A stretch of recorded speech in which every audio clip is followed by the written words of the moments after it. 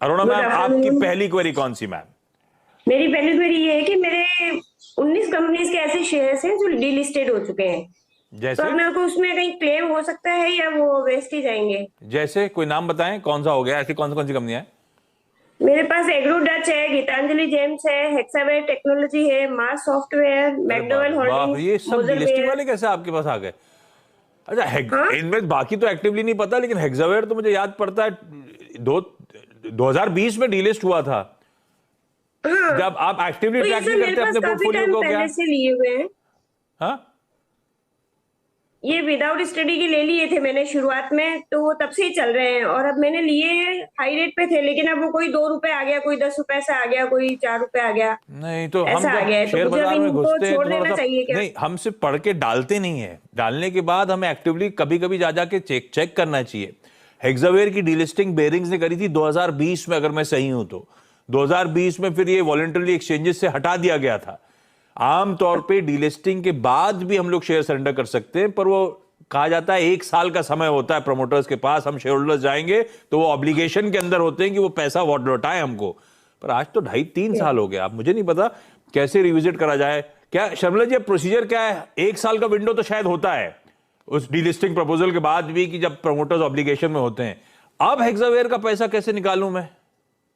उन्होंने ना 2-3 स्टॉक्स की बात की है, तो पहले मैं उसका एड्रेस करती हूँ।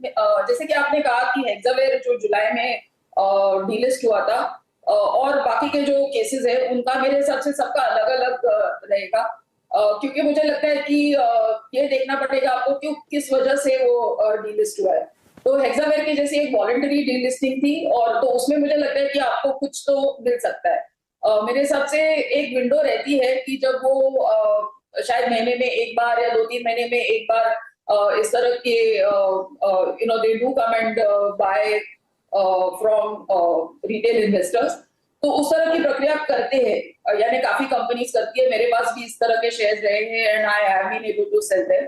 तो मेरे हिसाब से अगर आप रजिस्ट्रार्स को लिखे तो वो आपको कुछ ना कुछ इसमें गाइडेंस दे सकते हैं।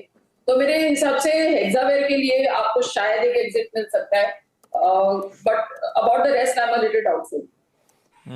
ये गड़बड़ हो गया ma'am.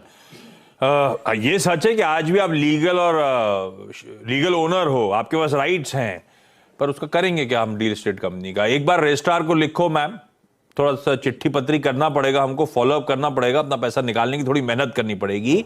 Hopefully registrars I am sure respond करेंगे। अगर ऐसी कोई विंडो साल में खुलती है, प्लीज उस विंडो का फायदा उठाते हुए ये शेयर्स प्रमोटर्स को दें, उसी भाव पे, होपफुली वो जिस भाव पे डीलिस्ट हुआ था वो भाव का आपको पैसा मिल जाना चाहिए। पर थोड़ा सा अब अपने को एक्टिव रहना पड़ेगा, अपने एटलीस्ट स्टॉक्स के बारे में रह के टटोलते रहने का, खबरें क्या आ रही हैं। हम कई साल लंबे अरसे बाद जाते तो इस तरह की दिक्कत आ जाती, बिना बात के अब चिट्ठी पत्री और सरदर्द बढ़ गया आपका। उस टाइम पे सरेंडर हो जाते तो पैसा भी आ जाता और टेंशन खत्म हो जाती।